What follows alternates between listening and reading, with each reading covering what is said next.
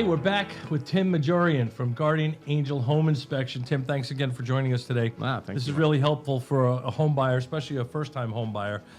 It's an overwhelming experience. I always tell my clients, when we buy this home together, if everything goes perfect, it's still stressful. Right, It is, and it nothing is, goes right? perfect. So this is great info for people who are just getting into this. But let's talk about what happens after the fact. So we make an offer on a house, we get the offer accepted. The next thing is we come for home inspection. After the homeowner, the buyer walks the property with you, learns all about the property. We hear, we engage, we have a conversation about items that are coming up. Then they leave. They're going to get a report in a day or so. After the report, we decide to move forward or not move forward. We call the attorney. They send contracts. We go to full contract. Now, the piece that always is a stumbling point for me as a realtor is we have a conversation on site during the home inspection. The buyer understands what you're saying about this being a high-level item, this being a low-level item. They go home. Day later, they get the report.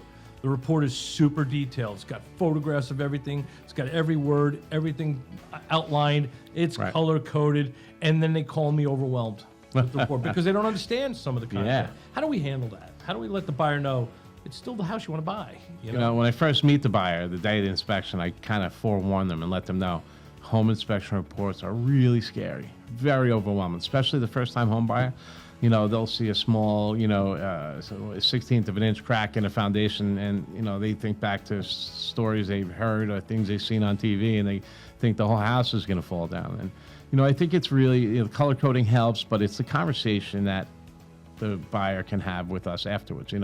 When you partner with us, you don't get just an inspection report. We'll conference calls afterwards, whatever's going to make them feel comfortable with making the decision that they have to make. One of the things that scare me the most is when they start sending the report to their cousins, brother's best friend's uncle who has a home inspection company in Dallas, and he's going to read our report and he's going to decipher. Meanwhile, the guy's never done an inspection in his life, and he's going to tell him to run from silly stuff. I've seen so many young couples walk away from really great houses for really dumb reasons. Yeah, and that's a really good point because you can't tell, as a licensed inspector, you can't tell somebody whether they should move forward or not move forward on the house. Yeah, we're not supposed to do that. It's unethical. Yeah, and I'm not going to do that either.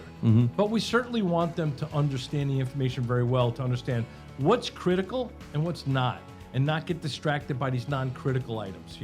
So I think that's a really important piece. I had an experience this year with a buyer. You did the home inspection. This person was an educator. Very detail-oriented, really locked in on the words, right? So first-time home buyer, lived in an apartment in the city, comes out to the island, buying a house. We go through an inspection. The house is a great house with a few things on it, like everybody else's house. She gets the report, and now she's calling me, and we're detailing every sentence, and everything is freaking this buyer out. Everything, the smallest of things. And in my head, I'm thinking, man, that's a nail hole with a spackle. We're done with that. That's a gutter leader. We buy it at Home Depot for $8, and we're done. Exactly, and that's the hard piece, is to have to bring them back down off the hill. So in this case, where I'm explaining it, but I don't want to misrepresent myself. I'm not the expert. Right. So I advise that person, get on the phone, call you, and let you walk them through it. And the good thing is you're there and you answer the phone. Always, man. Always answer the phone. And the other thing that, you could always tell your buyers too is when they're on the home screen of their report, they can hit the summary page, right? Because that gets rid of all the minutia and, little stuff in the report that they can get hung up on that isn't important, right? So, for example, it'll get rid of all the in-between words and the blue items, all the small stuff, and just gives you those core items to be concerned about. And that's the stuff you really should look at when you doing the home. This is actually the point in time where I stress out. Because we walk the house. Right. I know it's a good house. I know you should be moving forward. Because I certainly would. Yeah. Then they read the report and they're freaking out, and I'm trying to figure out how am I going to let them know this is really not as dramatic as they're reading it. Yeah, it's hard. It's hard, especially if it's that first home inspection they've ever had.